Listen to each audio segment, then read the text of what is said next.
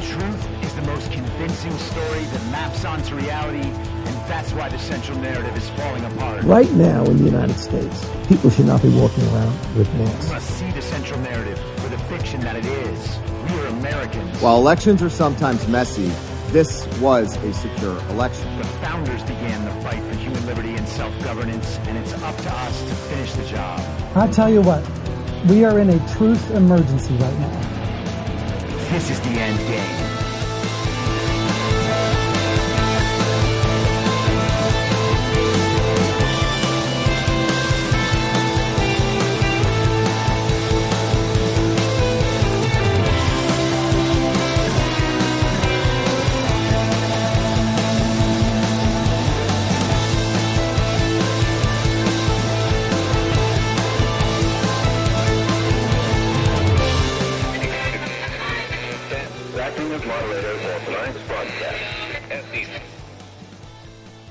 It's Monday, September 11th, 2023, the 964th day of dystopia. I'm your moderator, Chris Paul. Let's be reasonable. A warm welcome and hello to all of you listening to the podcast on the day of its release. The only way to do that is by becoming a paid subscriber at I'mYourModerator.substack.com. You can do so for as little as $50 a year or $5 a month, and in doing so, you will be supporting me, the work I do, and this show as it expands. And if you can't, or you simply don't want to, continue listening to the podcast for free on a wide variety of podcast platforms and, of course, Rumble. All I ask is that you share it with your friends. You can find the links to the podcast, the writing, the social media, and the merch site by visiting linktree.com/I'mYourModerator. So, apologies for missing Thursday and Friday. You probably know that I was down in Cocoa Beach, Florida with the Badlands Media crew having our conference, the Great American Restoration Tour #2. And it was a great time, of course, seeing my friends who I usually only see online. And, of course, all the supporters of Badlands Media who attend the conference. Always great meeting people out there, people who are fans of this show. Thank you all so much for your support. Thank you for coming to GART. And thank you for all your kind words and the gifts. All of it is very much appreciated. Your support is indeed a blessing. We could not do it without you, and it is so nice to meet all the people who provide so much support and encouragement in person. Now, as much fun as we had doing the Badlands thing this weekend, Donald Trump had a little fun with the Badlands thing this weekend, too. From Sioux Falls to Rapid City, from the Black Hills to the Badlands. What are the Badlands? Explain those Badlands. That's a hell of a name. I live in the Badlands. So that was Donald Trump speaking Friday evening at the South Dakota GOP convention, where he was endorsed by South Dakota Governor Kristi Noem, who never actually locked down her state, unlike Ron DeSantis. Now, was Donald Trump talking about Badlands Media? Hey, I don't know. But we were having a conference this weekend, and he did say it a bunch of times. He didn't do it with the Black Hills. But either way, it's okay. We're just having fun here. Now, as you probably understand, most of us as members of Badlands Media are of the mind that the central working theory of Badlands founder John Harold, a.k.a. Patel Patriot, is the theory of devolution. And most of us, to some degree, think that John is right. Something is happening behind the scenes, and that thing has a structure to it and a plan to it. It is well documented. That theory continues to map onto reality as it emerges and has an explanatory quality for the things that we are seeing in the world. Things that, were we to observe them without considering devolution, would make very, very little sense.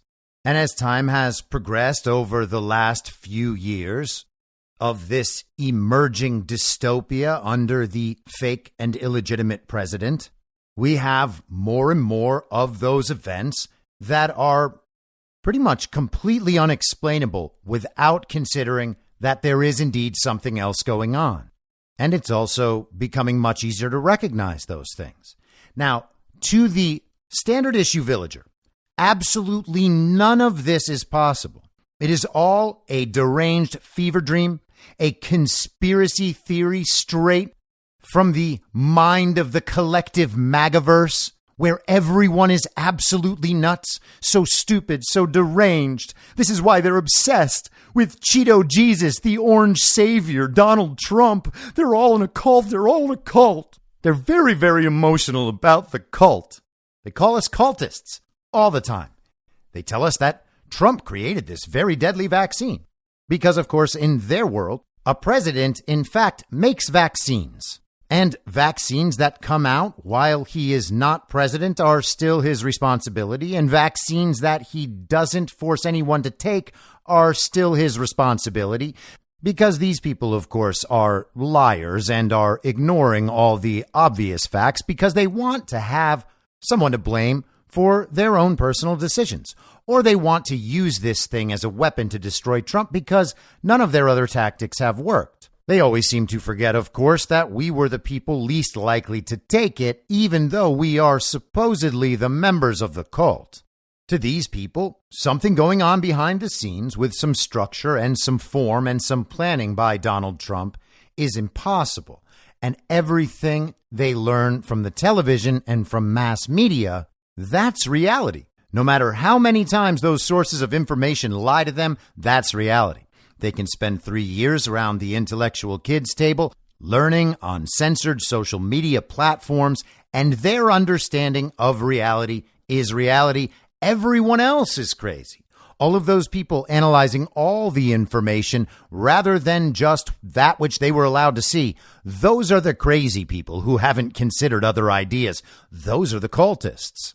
There is one reality, and it is being shown to us on TV, printed in our newspapers, and available on censored social media platforms. You see, because you can't censor reality, all the censors are doing is keeping out the dangerous disinformation. So these very, very smart people who took what they call Trump's vaccine still call us cultists even though we didn't. And they think they must be right because we're always talking about this totally separate reality that we really believe exists. And of course, they know it can't exist because if it existed, then they would show it to us on TV. They would tell us about it, just like proof of election fraud. And if it's not on TV, that means it's not real because they couldn't keep something like that hidden, not from these people. If anyone was going to know what was happening in the real world, it would be these people. They are the smartest, the best and brightest. They went to college. And they're certainly smarter than Donald Trump and all his supporters by definition. Trump and his supporters, by definition, are very stupid, very weak, very clueless, totally self-obsessed, narcissistic, very selfish. They don't care about others. They don't care about science. They don't care about data. They don't care about facts. They live in this whole separate world that just never even appears on TV. And TV would have to show us. If their world really existed, then the TV couldn't possibly avoid it. Now, they'll tell you this isn't true because they confirm that what the TV says is real by reading about it in the print media, owned by the very same people who put out what's on TV, and in studies that are funded by the very same people who put out what's on TV. And then they check with their respected peers and colleagues who also believe whatever's put out on TV and printed in the media and confirmed in those studies, all of which are funded by the same people. So there's our reality and there's their reality, and one of them must be false. One of them must always map onto the empirical, observable reality and continue to do so over time. And the other one, of course, must be continually revised and edited and reinforced, because otherwise it would be impossible to derive that understanding from the world. If all the sources of mass information, all the books, all the internet, all of the colleges and college professors just disappeared in a moment, and all the knowledge contained in and derived from those sources simply vanished, there would still be a world out there, and we would have to figure out again how to navigate that world. How long would we attempt to support the world they believe in under those conditions? We don't need to kid ourselves. In order for them to perpetuate their belief system, they need it constantly reinforced. That's why we get all the propaganda. And that's why eventually they must censor people so that they can protect their ideas and the way they need the world to be viewed by as many people as possible. Because if the false reality they have prepared becomes no longer believable by anyone, then all justification for allowing them any control disappears with it. And that's the phase we find ourselves in. And it seems like they're getting a bit desperate about all of this because they are working overtime to revise the current reality in the collective understanding. Joe Biden versus Donald Trump is not going to work out well for the regime. Here's how things are going for the fake president, Joe Biden. There's my brother loves there's famous lines from movies that he always quotes, and one of them is there's a movie about John Wayne. He's an Indian scout, and they're trying to get I think it was the Apache, one of the great tribes of America, back on the reservation, and he's standing with the Union, so they're all on their horses and their saddles. And there's 3 or 4 Indians in headdresses and the Union soldiers. And the Union soldiers basically saying, the Indians, come with me, we'll take care of you, everything will be good. And the Indian looks at John Wayne and points to the Union soldier and says, he's a lion, dog-faced pony soldier. Well, there's a lot of lion, dog-faced pony soldiers out there about global warming, but not anymore. All of a sudden, they all realize that it's a problem. And there's nothing like seeing the light. I see, I'm just following my orders here.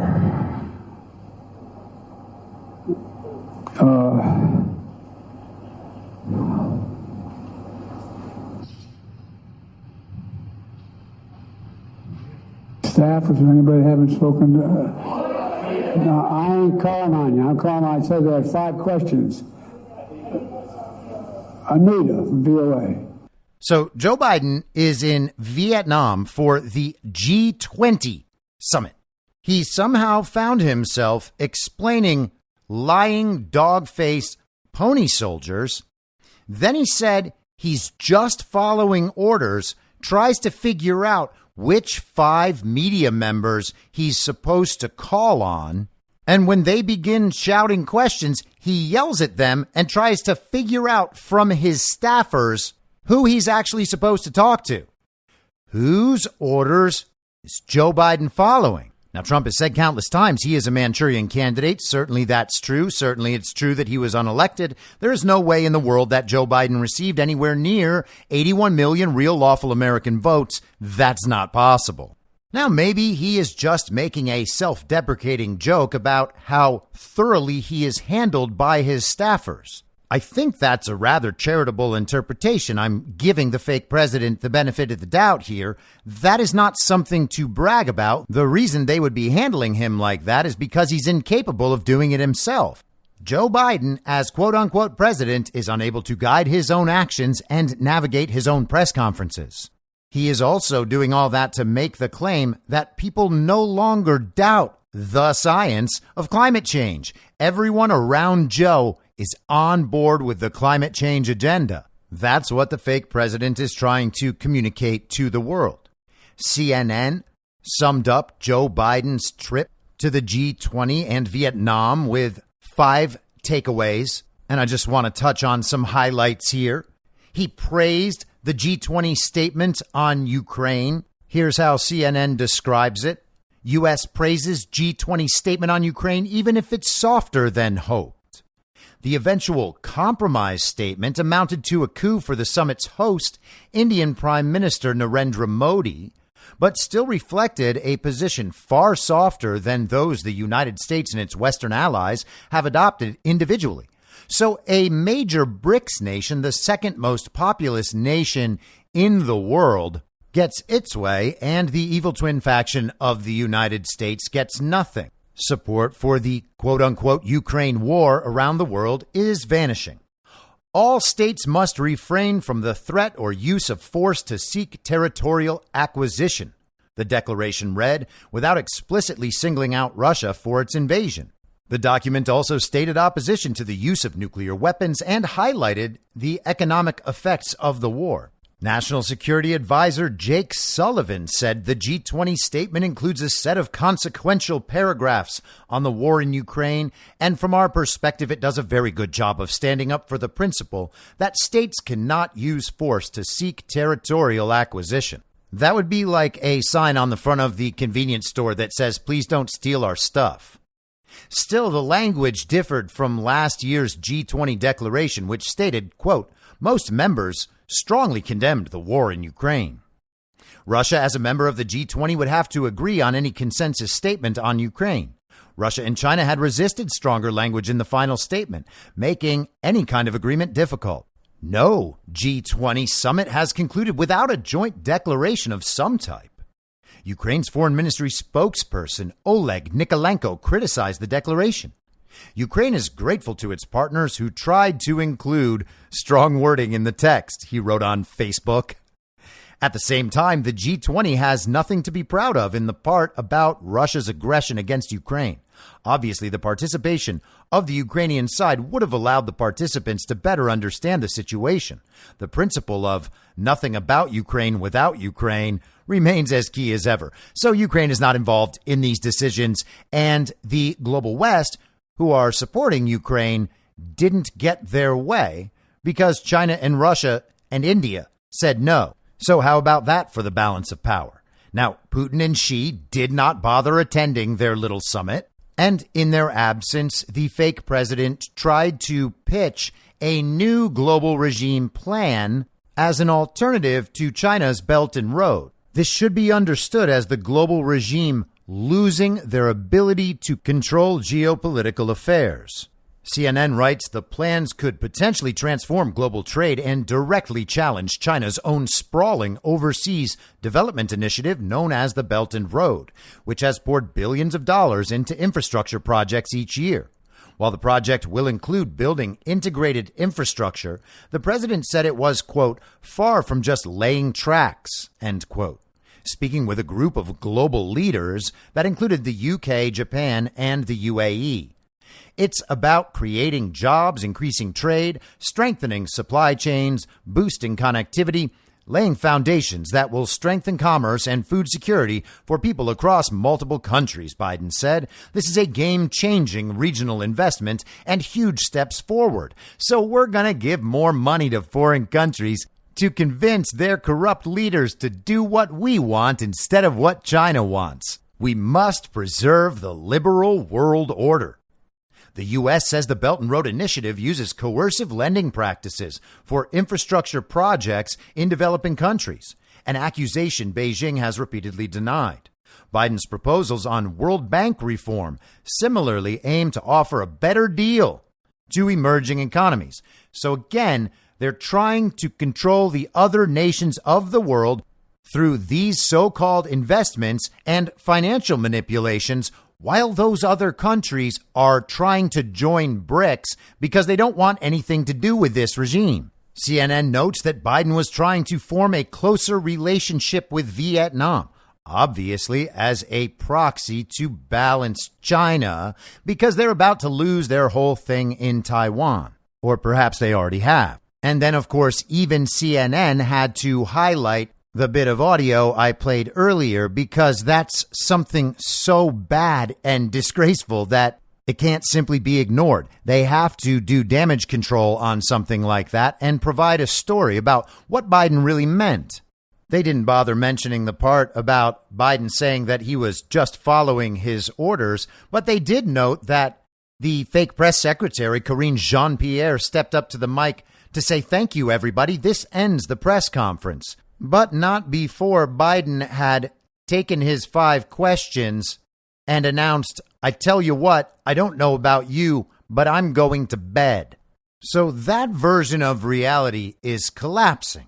That's not even mentioning anything about the condition of the country under Joe Biden's supposed presidency. And of course, it's not taking into account anything about his son's laptop, his career of corruption and criminality, the extent to which he has sold out the needs of the people he's ostensibly representing on behalf of corporations and adversarial foreign governments, on behalf of this global regime agenda. It's not taking into account the fact that he was mentored in politics for decades by a Klansman. And it's not taking into account, of course, the fact that he did not receive anywhere near 81 million real lawful American votes. But the regime can't very well admit all of that, so they pretend none of that is true. All of that is the stuff of the false reality. All of those things are conspiracy theories, even though all of them are completely obviously true. Hence the censorship, hence the propaganda. Now that'll cover it up a little bit, and it'll distract some people. It will encourage the uniparty left villagers to continue claiming that Joe Biden is actually very successful, and they're all very happy. They're very proud of their decisions to go out and vote for him. And of course, whatever they do, they must find ways to justify and rationalize the fact that they continue to pretend Joe Biden really did get 81 million real lawful American votes. But it's not working so well, so they need to make some sort of change. Now, it can't be a jarring change. It can't be the sort of change where everyone just believes Joe Biden is actually really, really bad now. Let's see if all those people who've been lying to us have a new solution. This is not the sort of situation where they can just admit they were wrong and then just replace Joe Biden with something else. They need to lead into that. And that's what they've been doing for months now, and potentially, honestly, much longer. And occasionally they will test various replacement options. They will essentially focus group them by suggesting them almost subliminally in the media. Joe Biden is spending his 9/11 today in Alaska for some reason. Over the weekend, Kamala Harris got all dressed up in her party clothes and was dancing to a Q-Tip song at a backyard barbecue because she's so young and hip and, of course, black. So, hip hop, right? Got to give the people what they expect. And apparently no one's worried that it will conjure up memories of when Kamala Harris was Montel Williams' side piece. Kamala Harris says she's ready to take over as president anytime. I mean, no one believes that, including Kamala Harris, of course, but she says it. Questions about the president's age often go hand in hand with questions about how you would step in the role, if necessary. Do you feel prepared for that possibility? And serving as vice president prepared you for that job? Yes. And how would you describe that process? Which process? As far as being ready for that. Well, first of all, I'm answering your hypothetical. But Joe Biden's going to be fine. So that is not going to come to fruition. But let us also understand that every vice president understands that when they take the oath, that they must be very clear about the responsibility they may have to take over the job of being president.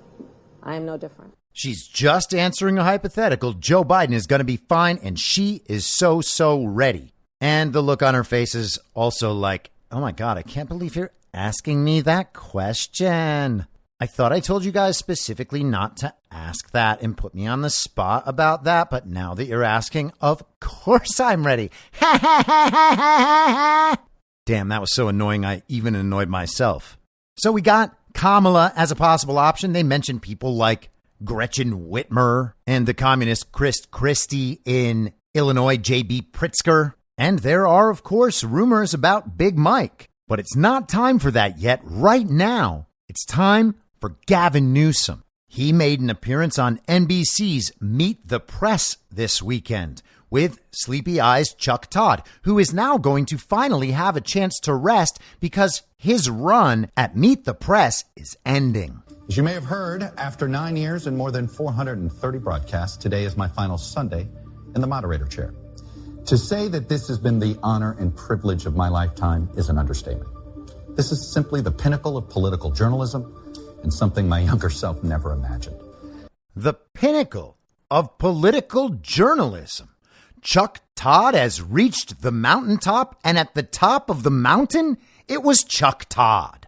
You have to love how the television burnishes the importance of the television. They just drill it into people's heads over time. This is the most important news show. And if it's the most important news show, that means it's the most truthful news show.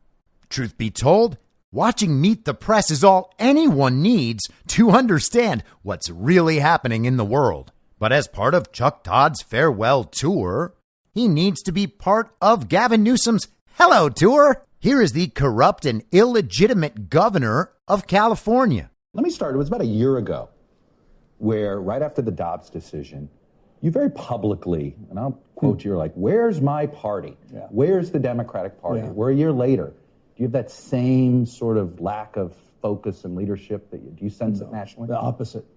I think we're on message. We're getting back on the offense. We're on our feet. I think demonstrably that proved itself. I'm not just asserting it on the basis of what happened in the midterms. We outperformed, I think, our own quiet expectations, certainly punditry that was out there at the time. No, I think the party is in a much better place than it was back then. But I stand by what I said a year and a half ago. Out of stress and frustration, I expressed not only that point of view, I tried to do something about it through the iteration of doing ads in other states and making a case. You think things are better in your opinion because the party did something better, or simply the public is just pushing back on this abortion decision and that is motivating voters? I think the abortion decision has obviously been galvanizing in that respect, and it's demonstrably so. I mean, you saw with Ohio and what just happened. You're seeing it play out in large and small venues, including the Wisconsin Supreme Court race, et cetera. So look, it's obviously played an outsized role, but I think we're getting our feet under us. I think focus on democracy and freedom, taking back the mantra of freedom, not submitting to the other side that they own patriotism. The president's developing his message and strategy, and we have the opportunity in the next few months. Do you feel like you see it? I mean, do you feel like you know what the second term agenda is? I don't know about the second term agenda because we're still regaling in the extraordinary success of the last few years, of which we now get to apply the principles and advance a lot of what has been asserted, meaning make real the commitments we've made through these landmark legislative packages.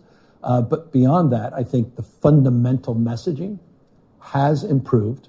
The organized framework that the ads that they've put out, the last 5 ads, I think have been spot on. And now we have got to go out and campaign. And I think you're going to see that over the next few months. Does anyone imagine that any of that represents a real world? Gavin Newsom's proof of success of these last few years, though he doesn't know what's going to happen in the second term, he has no idea about that second term agenda. It's so hard to say because who knows who the Democrat nominee will be. And of course, there's no reason for anybody to believe that there's actually going to be a second term for Biden or another term for Democrats in general. But these last few years, what accomplishments they have achieved. The proof of their success exists in the results of elections the majority of the country now knows to be stolen. Gavin Newsom is bragging about that because that is the uniparty narrative. That is also the narrative of the uniparty right. Donald Trump lost those elections last fall. Therefore, you cannot trust Trump to win. It wasn't the GOP establishment's failure to support any of the MAGA candidates. And of course, there was no discussion about the impact of election rigging and election fraud, despite the evidence, despite it taking days and weeks to get the results of these races. It was all MAGA's fault. It was all Trump's fault. There was no problem at all with the results as reported, even though, of course, the evidence continues to come out for people like Kari Lake and eventually, of course, for Trump. So Newsom reaffirms the legitimacy of our elections and uses that as the rationale on which to claim the country actually really supports the uniparty left and the agenda of the regime. In addition to the election results, well, they also have this backlash to the Dobbs decision that overturned Roe versus Wade. But there isn't really a backlash to that, except among the most diehard uniparty left communists. They claimed they would all be taking to the streets, but that didn't happen. No one showed up. And the only proof out there that they can point to claim otherwise are, you guessed it, the reported results of obviously rigged elections. A rigged ballot measure vote in Kansas, a rigged election for a Supreme Court judge in Wisconsin, and an upcoming ballot measure that had been blocked in Ohio. They are using the reported results of elections most of the country now understands to be rigged and stolen as proof that there is a major backlash to the Dobbs decision and that the support for the uniparty's agenda enacted under Democrats is somehow increasing. That is a total inversion within the false reality. All you have to understand is that our elections are rigged and stolen, and every bit of that argument goes away. Every single bit of that argument is dependent on the reported results of our elections accurately reflecting the will and intent of the voters, and it's quite clear that's not the case. The entire argument goes away at that point. But let's listen to a little more from the Getty family's errand boy. Why do you think only 24% of Americans want to see Biden run again? I don't. To me, the polls mean nothing until we get out there and we make our case. And we got to make our case. We got to focus on the issues and then obviously framework of contrast. You're well aware of how perception can become reality. Why do you think this perception is there? I'll leave it to more objective minds. I don't have that point of view. I'm very inspired by the masterclass of the last 2.5 years. And I mean it. I mean masterclass in terms of delivering results. And the results are demonstrable. The question you're asking is the challenging one, is how do we mind the gap between performance, the substance and the results, and that perception before it becomes reality? Clearly, it's reflected situationally in these polls, but that's the opportunity, not the burden, the opportunity of being able to run on this record, the Biden record, and to make the case to the American people over the next 18 months. So elections are real, but polls are not real. But then the polls are real. But it's not going to be that way forever. We're going to change that perception. But by the way, Sleepy Eyes Chuck Todd, thank you for pointing out that only 24% of Democrats want to see Joe Biden run again. That leaves 76% that might be happy with me. Thank you for telling that to the entire nation. This is, after all, the pinnacle of American political news. Gavin Newsom just said out loud, multiple times, he confirmed it, that Joe Biden has put on a master class in delivering results over the last couple years. That guy you heard in the audio earlier might sound like a guy who admits out loud that he is not in control of what he's doing. But that's just one of the later lessons from the masterclass. You don't learn that in the first hour. That's the sort of thing you only understand after a lifetime of political corruption. And naturally, those polls, they're not a problem. In fact, they're an opportunity. Gavin learned that from his Chinese sponsors. Do you think this is all just due to age? People just look at the age issue and just think he's not vibrant. That wasn't even on my mind. I'm not saying it's on your mind. I'm talking about with the voters. I don't know. I'll leave that. I don't know what it is. All I know is we have the opportunity to sell remarkable accomplishments, and we get an opportunity to do that in a way that, frankly, we haven't in the past, and we need surround sound. We need to organize bottom up, not just top down. We can't just rely on the president to make that case alone. The party, the Democratic Party, goes back to your original question. The party itself, I think, needs to be more muscular in terms of how we approach our role and responsibility at promoting that record. Now, I have no idea why there was a siren in the background of Meet the Press. I assume it's because they're in urban California. But we have yet another instance of the media inserting the desired narrative so that the potential Biden replacement, first Kamala, about having to maybe step in before the end of the term, and then Gavin being asked first about how few Democrats want Joe Biden to run again, and then whether or not that was due to Joe Biden's advanced age, without the candidates themselves having to say it. Kamala Harris and Gavin Newsom cannot go out on television and say Joe Biden is too old. They can't say Joe Biden is doing a bad job.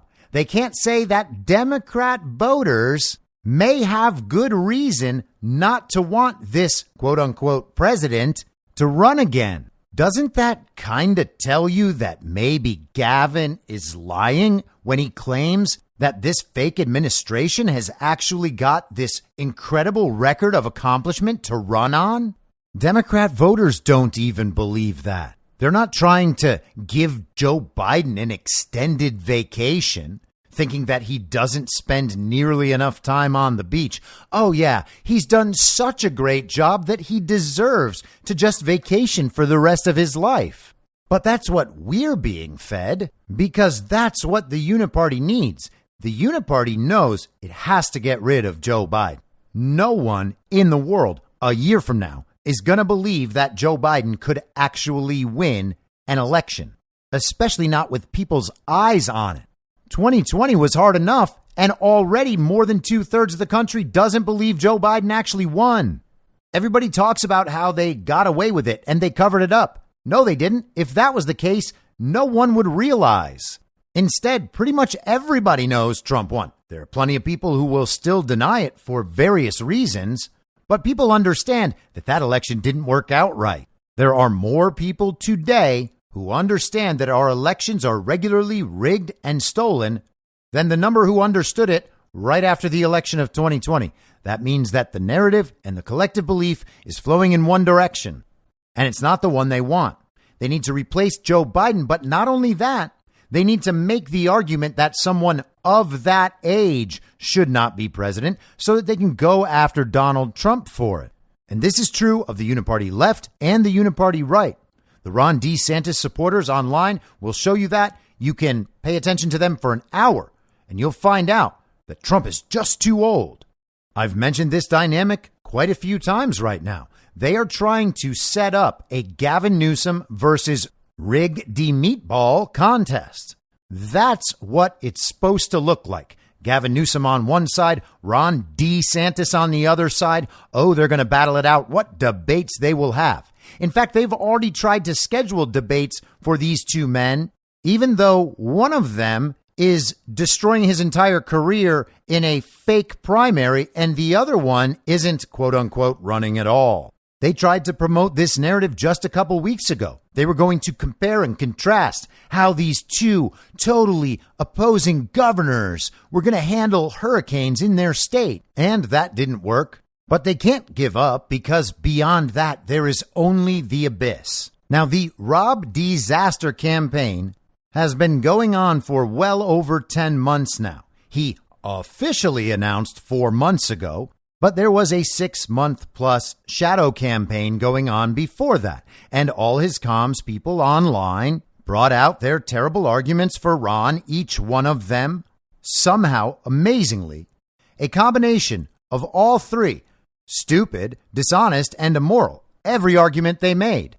And as a natural result, flowing from a state of being like that, they have taken the rising star of the GOP establishment and essentially ended his career. He is inexorably on a path to 0% support, and he has already accomplished about 75% of that task. But they can't give up on him completely because what's left?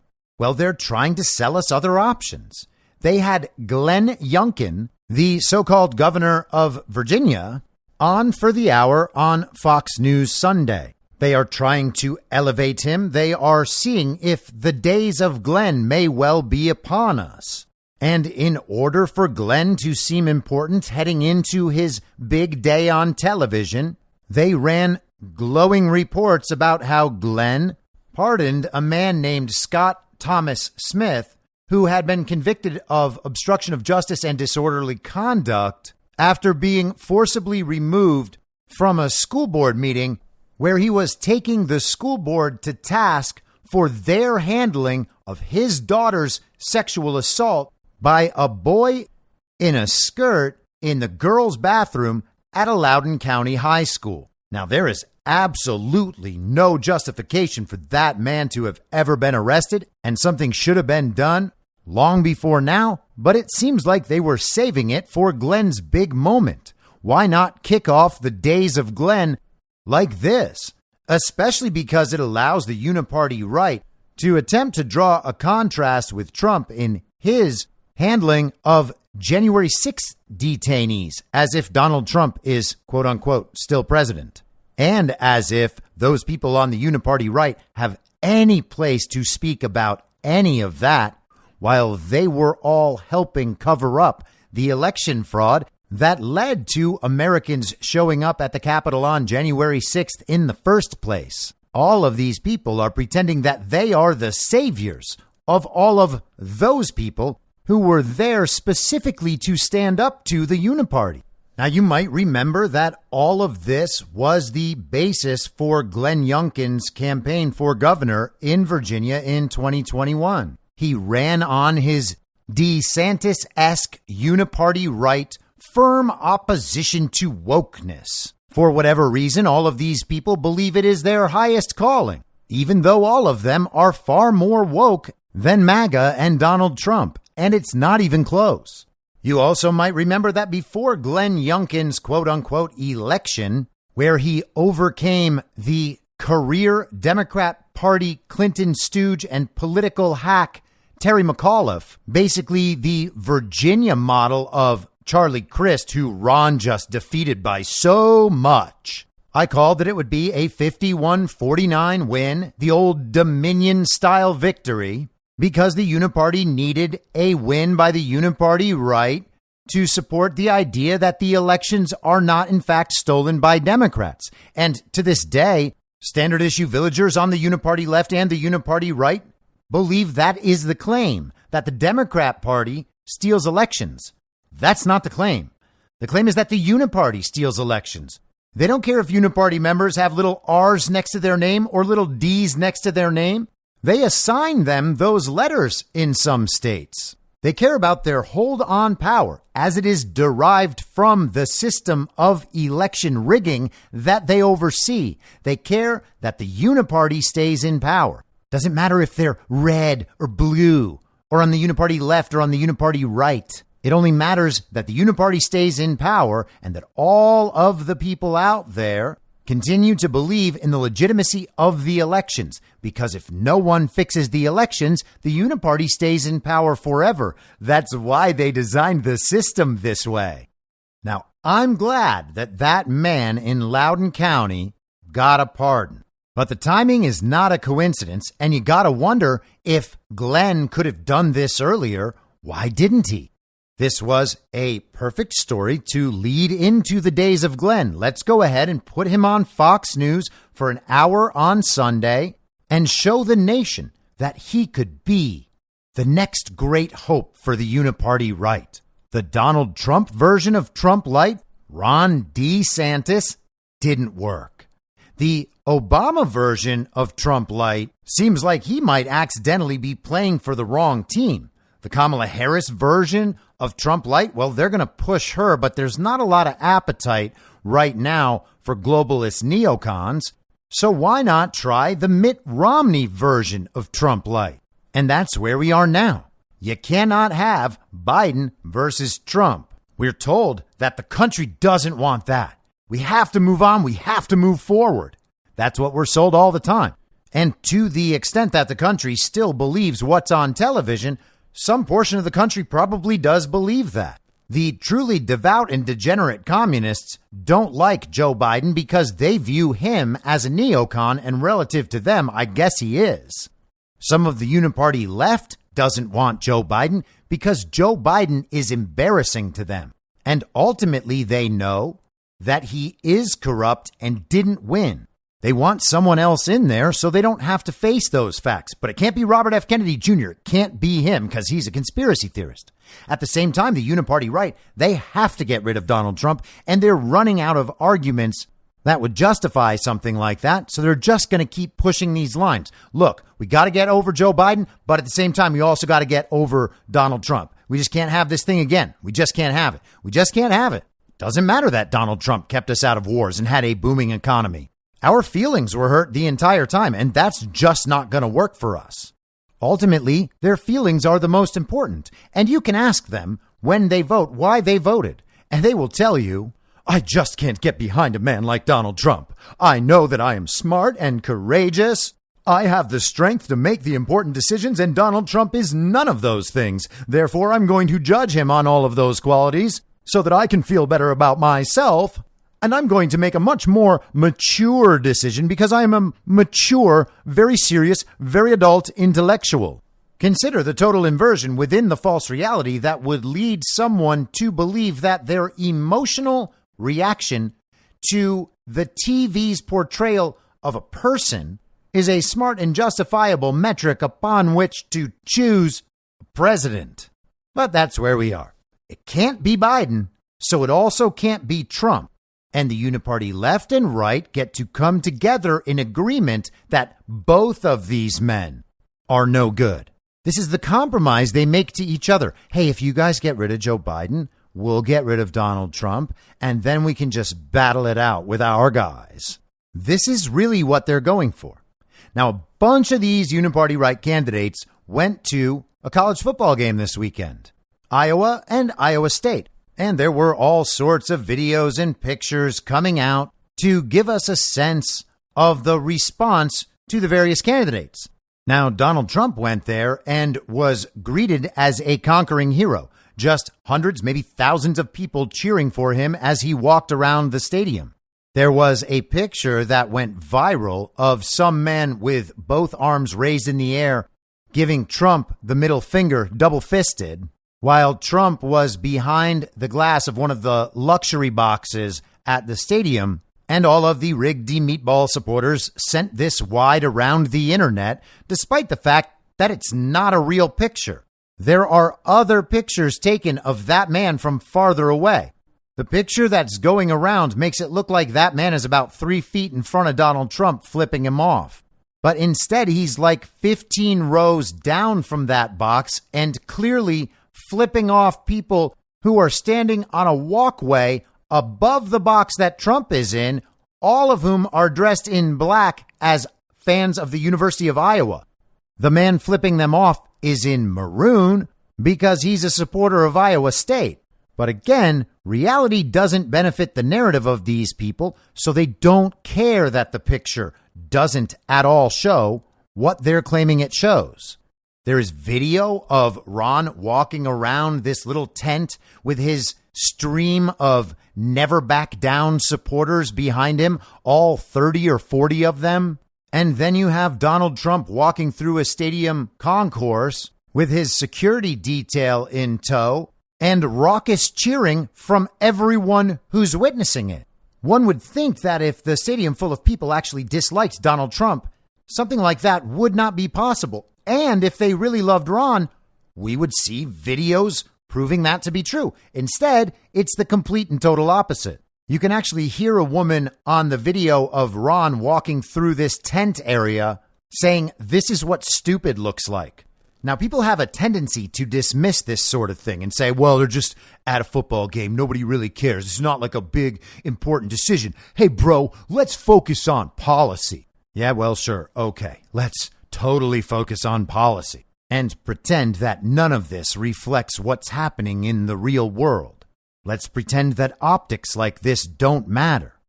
Of course, if optics like this don't matter, why is Ron DeSantis even there?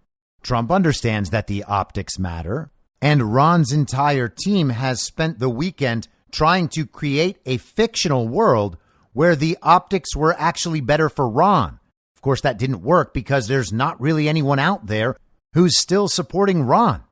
All of these Ron DeSantis supporters online, when they are doing this stuff, they get massively ratioed. Now, if you don't know what it is to get ratioed, it means that there are more replies to your post than likes on your post, and that the replies are negative. So if you put up a post supporting Ron DeSantis and going after Donald Trump and representing a fictional reality like this, and the post gets 1,000 likes and 1,500 angry comments calling the poster a liar and a fraud and a traitor, it's very, very easy to see who most people support. And this happens all the time.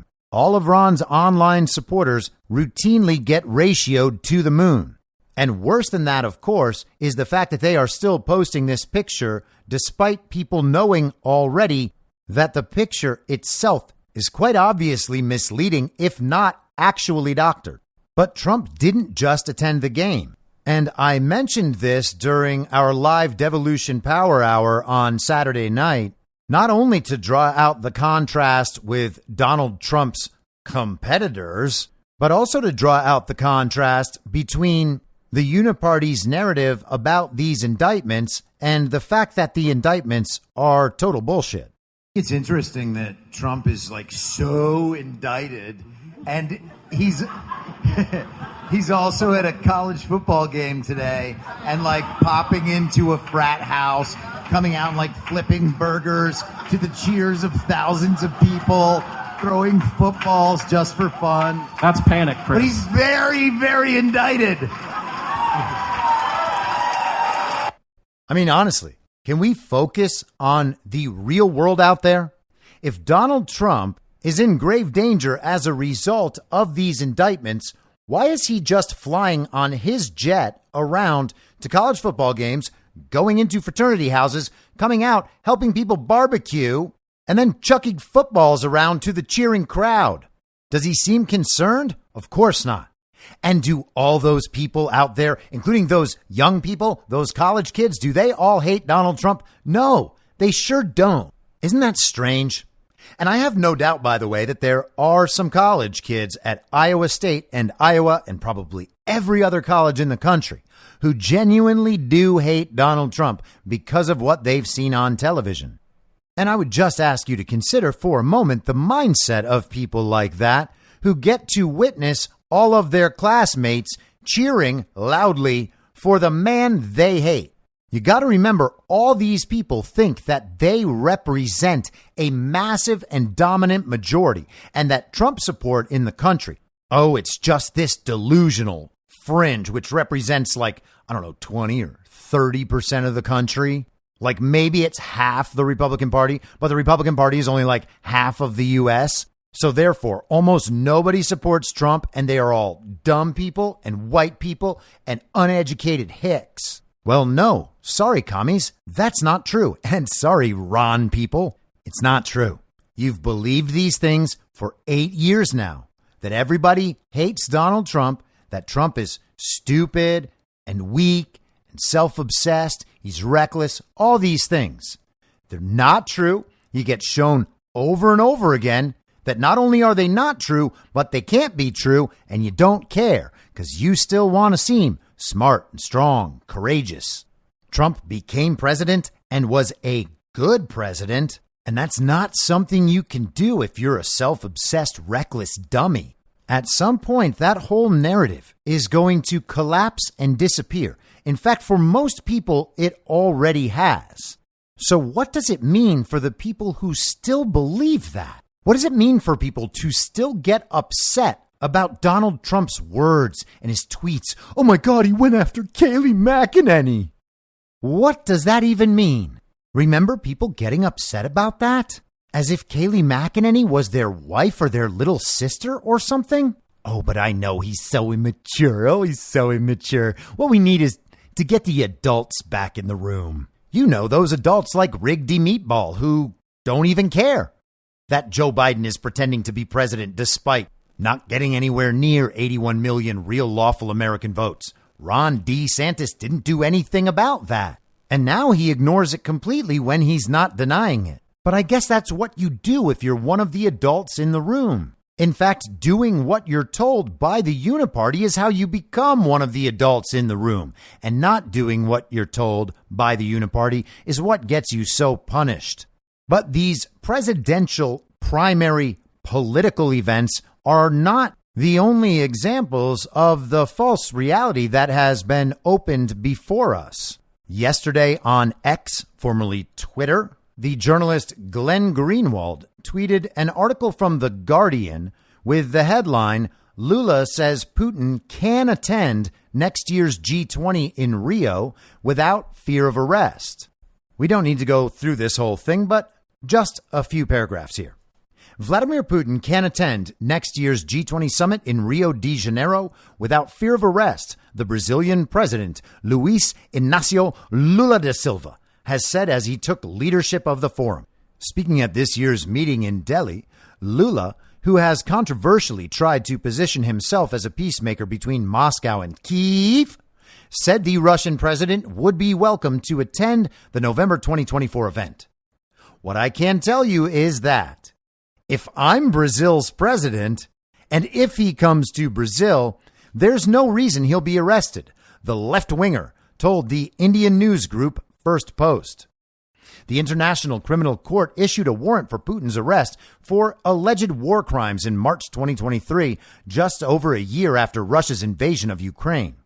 As a signatory of the Rome Statute, Brazil is required to cooperate with ICC investigations and activities, which legal experts say includes arresting the court's targets.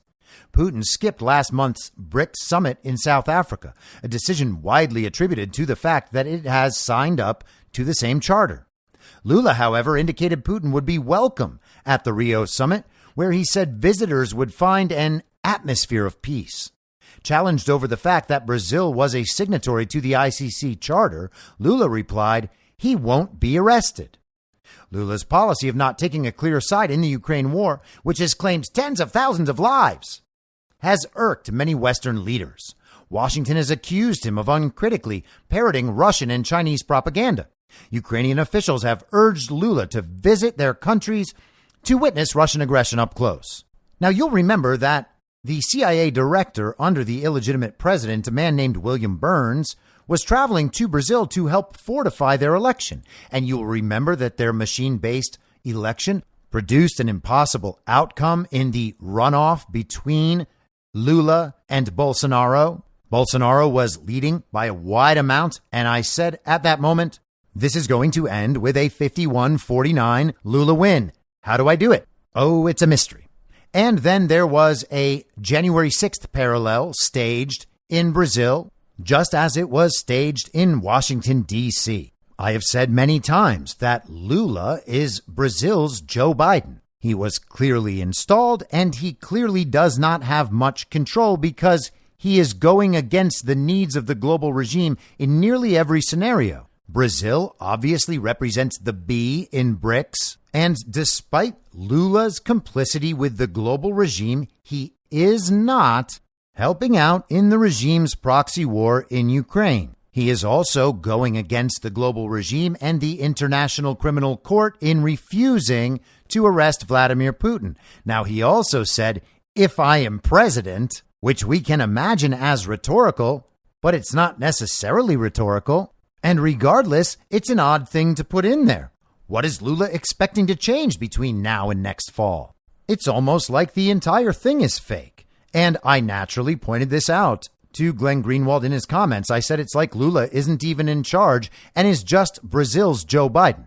Now, Glenn Greenwald, despite the fact that he may be slowly waking up, is still, for the most part, a standard issue leftist villager. He is unwilling to understand or accept that the world as it actually exists is not the world as he believes it exists. He wrote back, this is very consistent with Lula's decades-long foreign policy views about wanting independence from the U.S. on the foreign policy stage, as well as his broad-scale attempt to resolve, rather than fuel, foreign wars. He hasn't involved Brazil in any wars, quite unlike Biden. And naturally, Glenn Greenwald was unable to parse what I was saying, and it was not going to be worth explaining any of this to him. I was just trying to cause the cognitive dissonance that I did in fact cause. If Lula is not in control, and he certainly is not, he is illegitimate, he is installed, no matter who controls him, he did not go out and win a legitimate election and achieve a governing mandate based on the consent of the people. So he is not governing for the people of Brazil. These decisions are the enactments of someone else's commands. So it does not matter at all if this reflects Lula's history and his decades-long foreign policy views. It has nothing to do with his goal of independence from the U.S., and it has nothing to do with wanting to resolve foreign wars. Lula does not have the ability or the wherewithal to stand up to the global regime if they put him in office. When you understand what's happening in the world, explanations like this make absolutely no sense. And that's the problem. I wrote, this isn't actually a refutation of what I just said. He's illegitimate, installed, and not in control. And Glenn Greenwald responded, who is in control of Brazil? To which I replied, also not a question that must be answered in order to understand Lula's illegitimacy and his parallels to Biden. And that is true. We don't have to cater to these people. We don't have to answer their questions on the terms they propose. I don't need to tell Glenn Greenwald who is in control of Lula to know that it's not Lula. We can speculate about the answers to these questions, but we should not assume that because we cannot prove beyond a shadow of a doubt that it is one party or another party, that we revert to this default explanation that itself cannot be true. We can be absolutely sure, just using basic logic, that Lula is not in control of what he's doing. The world simply does not operate that way. At the very, very minimum, Lula must be influenced by Russia and China, both partners in BRICS, and India, another partner in BRICS, who, as we discussed before, is not too wild about escalation in Ukraine. Is Lula under the control of the global regime? Is he under the control of a Trump-led sovereign alliance? Maybe. But he certainly can't just go out and defy Russia and China and India without their approval. Now he is defying the global regime, and we are supposed to believe that he's doing it because he's just holding to his deeply held principles? And this is the problem with the normie villager mindset. These supposedly smart people cannot understand what's actually happening because they're so busy giving their intellectually approved of answers about all of this stuff. Glenn Greenwald thinks that his answer is irrefutable based on everything he knows, all of which is derived from the false reality. You do not need some wealth of expertise on the details here to understand why that's wrong. All you need is basic logic and an understanding of how the world works, and most importantly, how power works. Here's how this article concludes. Lula, who has accused the U.S. of encouraging the conflict and refused to provide Kyiv with weapons, defends what he calls his policy of neutrality, arguing that peace can be achieved only if some countries remain impartial. It's true that Russia invaded Ukraine without asking anyone, and that the U.S. invaded Iraq without asking anyone, Lula told First Post, claiming Brazil was, quote, 100% opposed to the invasion of any country, which sounds exactly like that statement from the G20. Now, as we mentioned earlier, things are not going well in Ukraine. Even the American media is beginning to find a come down from the entire Ukrainian narrative. They're beginning to report about the corruption there. They're no longer asking the comedic actor Volodymyr Zelensky to sign their boobs. Zelensky just replaced the defense minister, who himself is now under investigation for corruption. And hey, who knows what happened to that spring counteroffensive? Spring-summer counteroffensive. Summer counteroffensive. Man, that's weird. What happened to that counteroffensive? I thought there was supposed to be some counteroffensive that was going to totally defeat the Russian military. They were going to kick Russia all the way back to Russia, and they were going to even take back Crimea. It's strange, though. None of that has happened. Absolutely none of that has happened, and the illegitimate president keeps sending money over to Ukraine. That's what we keep being told, at least. More money, more weapons. Oh, they're going to send F-16s. They're going to get there later this year, and we're going to train their pilots for a few months, even though it takes much, much longer than that to train their pilots. The planes require tons and tons of maintenance, and so they have to train the maintainers. And, it turns out maybe they're not going to actually have those F-16s involved in any battles until the end of 2024 at the earliest. But, oh man, the counteroffensive is going to begin any day now. Oh, wait, what's that? It already happened and didn't achieve any of its goals? That's right.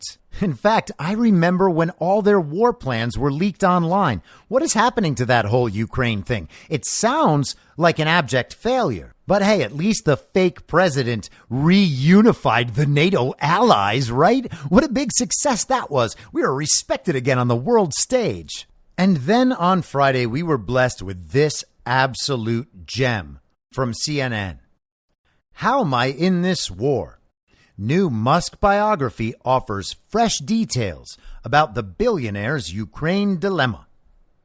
Elon Musk secretly ordered his engineers to turn off his company's Starlink satellite communications network near the Crimean coast last year to disrupt a Ukrainian sneak attack on the Russian naval fleet, according to an excerpt adapted from Walter Isaacson's new biography of the eccentric billionaire titled Elon Musk. As Ukrainian submarine drones strapped with explosives approached the Russian fleet, they, quote, lost connectivity and washed ashore harmlessly, Isaacson writes. And you'll remember not too long ago, we heard a story about these submarine drones going and attacking a Russian ship. Musk's decision, which left Ukrainian officials begging him to turn the satellites back on, was driven by an acute fear that Russia would respond to a Ukrainian attack on Crimea with nuclear weapons, a fear driven home by Musk's conversations with senior Russian officials, according to Isaacson, whose new book is set to be released by Simon & Schuster on September 12th. Musk's concerns over a mini Pearl Harbor, as he put it, did not come to pass in Crimea. But the episode reveals the unique position Musk found himself in as the war in Ukraine unfolded. Whether intended or not, he had become a power broker U.S. officials couldn't ignore. Musk did not respond to CNN's request for comment before publication, but he did respond to the Isaacson book excerpt late Thursday on X, the platform formerly known as Twitter that he owns, by asserting that the Starlink service provided by his company SpaceX was never active over Crimea and that the Ukrainian government made an emergency request to him to turn on the service. And here's that exchange on X. Isaacson writes, to clarify on the Starlink issue, the Ukrainians thought coverage was enabled all the way to Crimea, but it was not. They asked Musk to enable it for their drone sub attack on the Russian fleet. Musk did not enable it because he thought, probably correctly, that would cause a major war.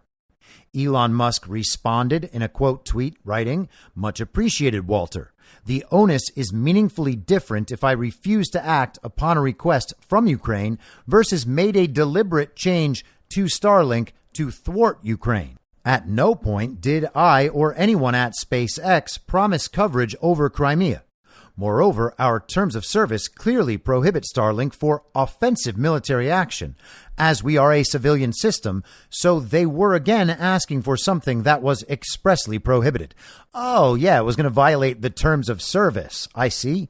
Offensive military action is basically on par with hate speech. Musk adds, SpaceX is building Starshield for the U.S. government, which is similar to, but much smaller than Starlink, as it will not have to handle millions of users. That system will be owned and controlled by the U.S. government. So he's building this system that the Defense Department, that the military, that the government can use, but it's not the system in place right now. The system in place right now is just civilian internet, and according to the terms of service for this civilian internet provider, offensive military action is expressly prohibited. Now consider all of that explanation relative to what we are told in this CNN article. As Ukrainian submarine drones strapped with explosives approached the Russian fleet, they, quote, lost connectivity and washed ashore harmlessly, Isaacson writes. So basically, the Ukrainian military, the proxy of the global regime in Ukraine that is being funded by the U.S., armed by the U.S., directed by the U.S., and being fed U.S. intelligence, basically took their phone too far away from the Bluetooth speaker. That's what we're being told. And all of this is supposed to make sense to people. But back to the article. There was an emergency request from government authorities to activate Starlink all the way to Sevastopol, Musk posted on X, the platform formerly known as Twitter that he owns. And just for the record, that is the second time that they used that exact phrase and wording in 2 straight paragraphs. The platform formerly known as Twitter that he owns. Sevastopol is a port city in Crimea. The obvious intent being to sink most of the Russian fleet at anchor. If I had agreed to their request, then SpaceX would be explicitly complicit in a major act of war and conflict escalation.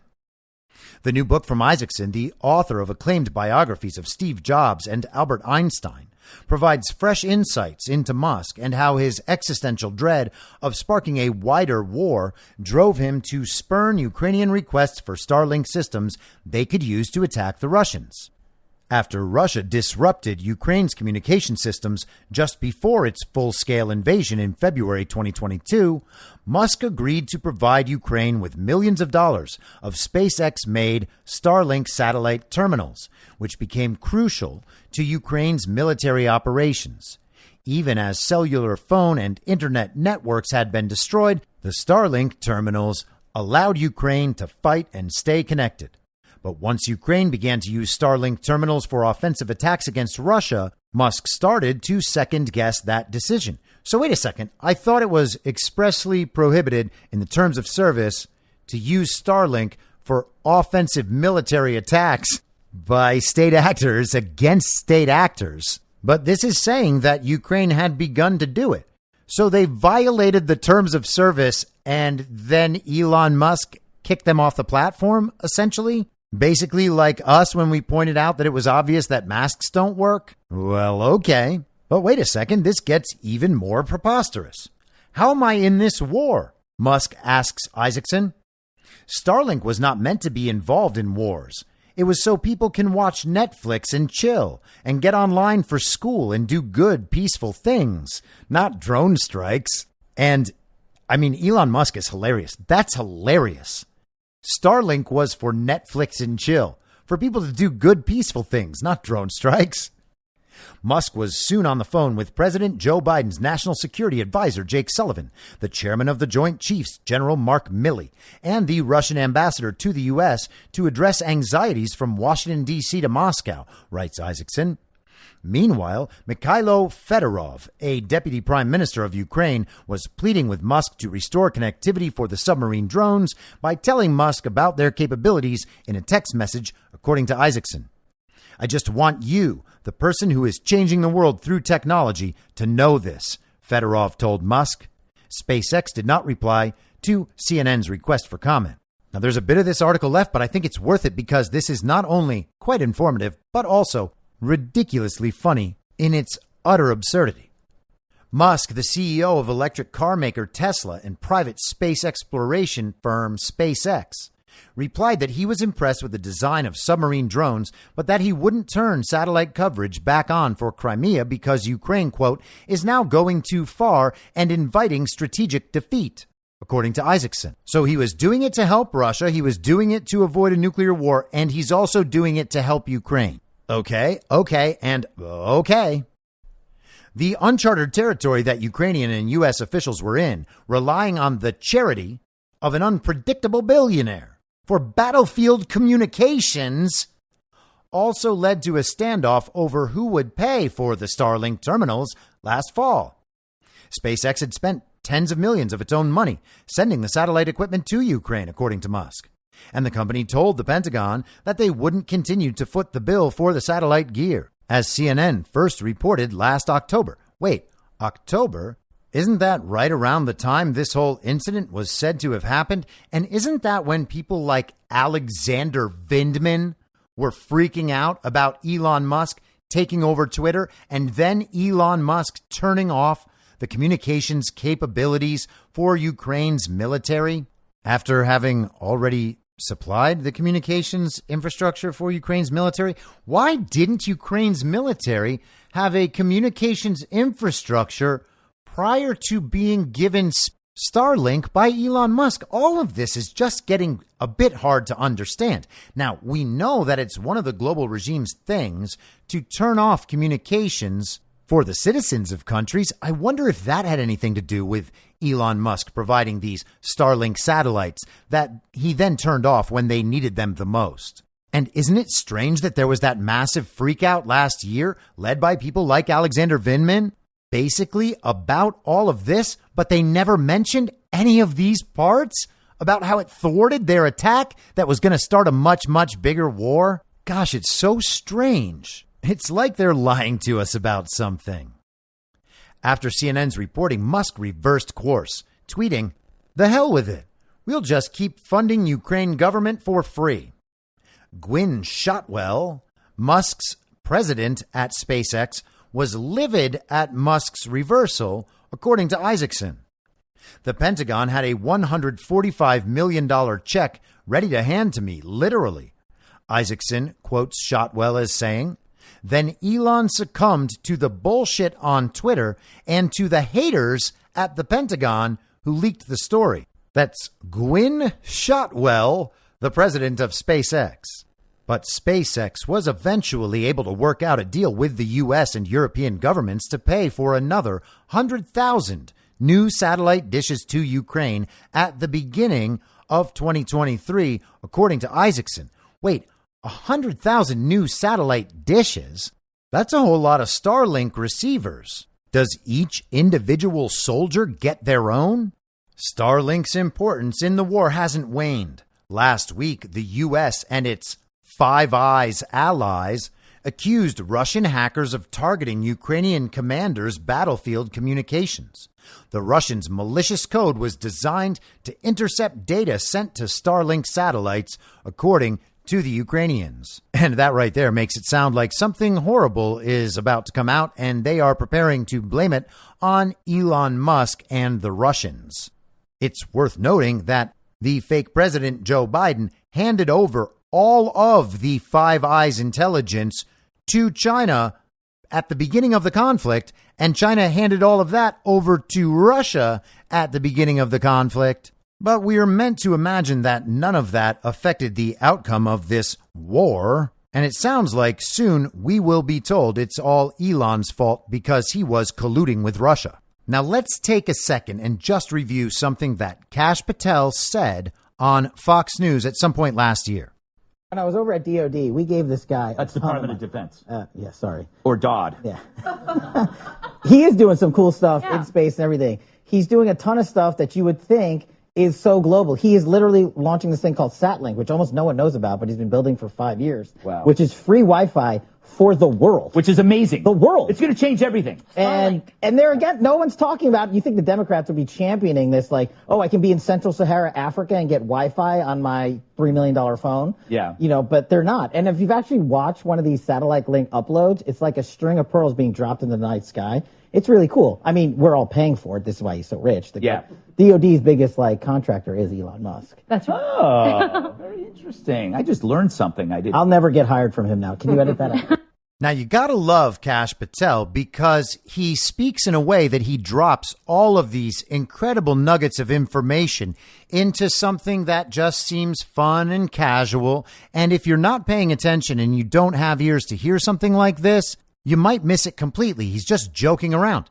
He just said that Elon Musk is the Department of Defense's biggest contractor and that he is on the verge of providing free internet for the entire world.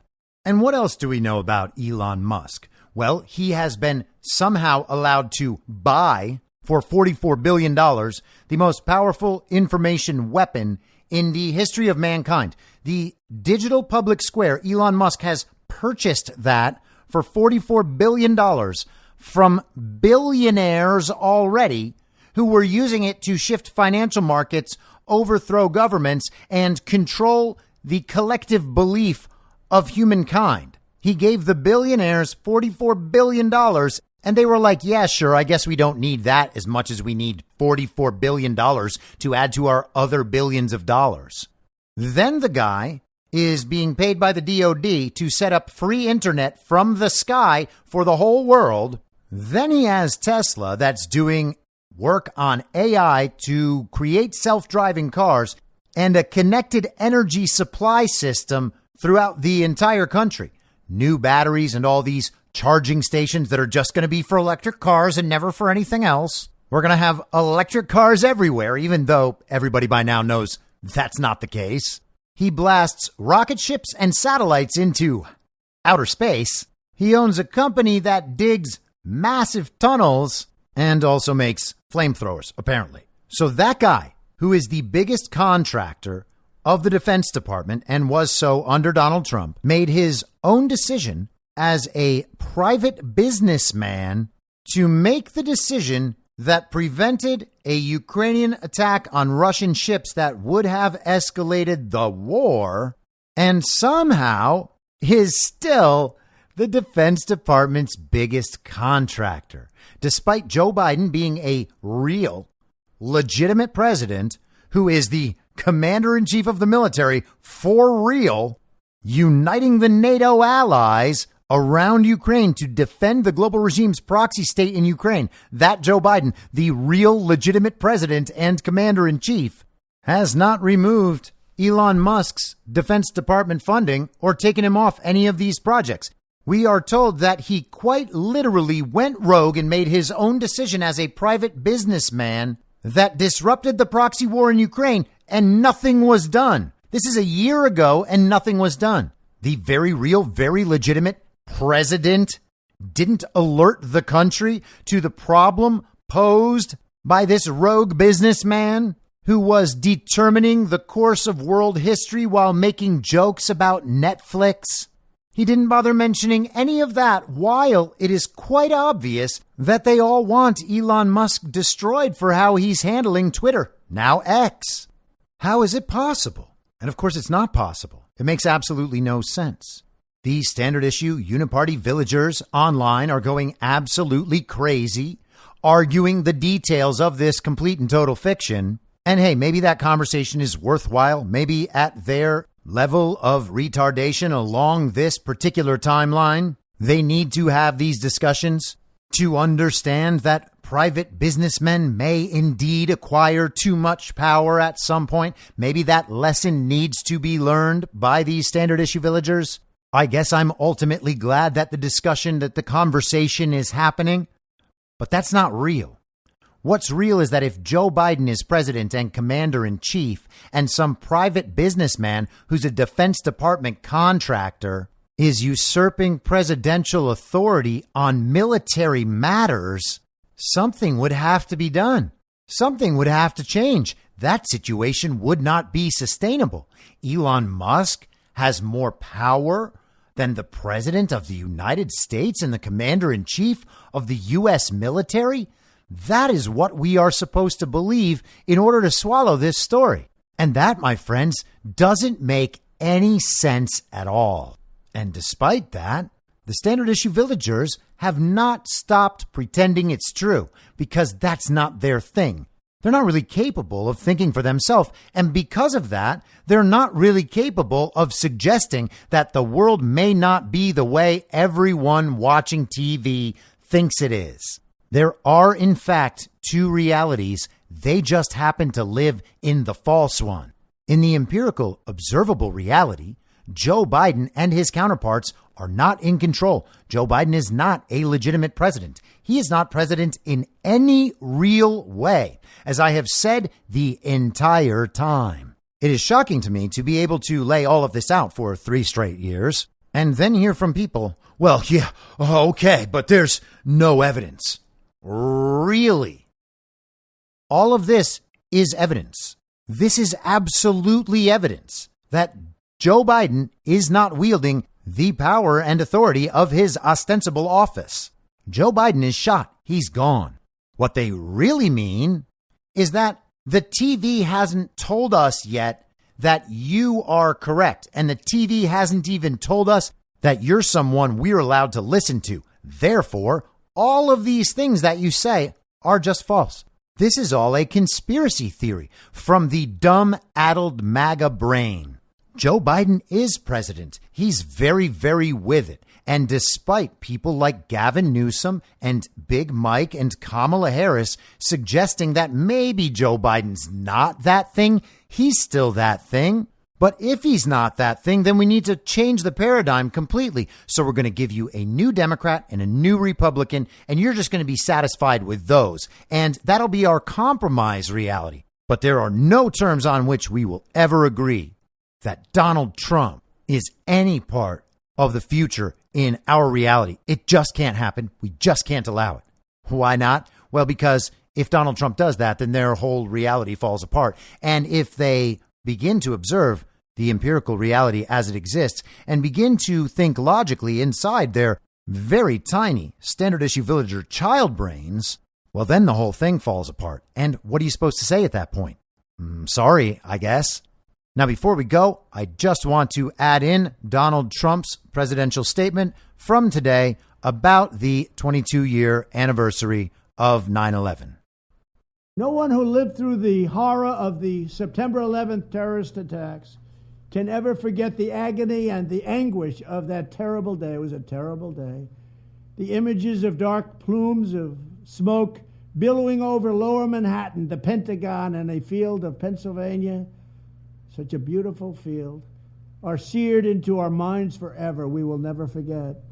Today, on this solemn anniversary of those monstrous attacks, we remember the 2,977 precious souls who were savagely taken from us on that morning 22 years ago, leaving a void that can never be filled, No matter what happens, it can never be filled.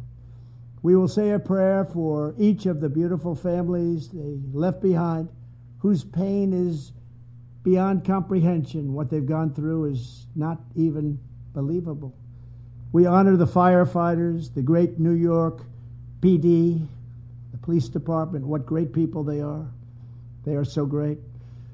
And the Port Authority officers, the Virginia, D.C., and Pentagon police, and the military service members and other first responders, actually all over the country. They acted with supreme heroism, and they went to the site of the most heinous crime. They would leave other states far away and go to the World Trade Center site, the Pentagon. They'd go to Pennsylvania, who in many cases gave their lives in the line of duty. God bless the memory of all of those who perished in the 9/11 attacks. We will never, ever forget. We will never forget you. We love you. God bless their families, and God bless America. Thank you. I will be back tomorrow at the same reasonable time on the same Reasonable Podcast Network. I don't have a network. Masks and lockdowns don't work. They lied to you about a pandemic. And Joe Biden will never be president. In my mind, that's the end game. If you're listening to this episode for free, you can support me and support the show and the work I do by signing up for a paid subscription at imyourmoderator.substack.com. You can do so for as low as $50 a year or $5 a month. Comes out to under $0.25 per episode, and you'll blast right through the paywall for all of the writing. The merch store is www.cancelcouture.com, and you can find everything else by heading to Linktree, linktree.com/imyourmoderator. And I'll see you soon out on the range.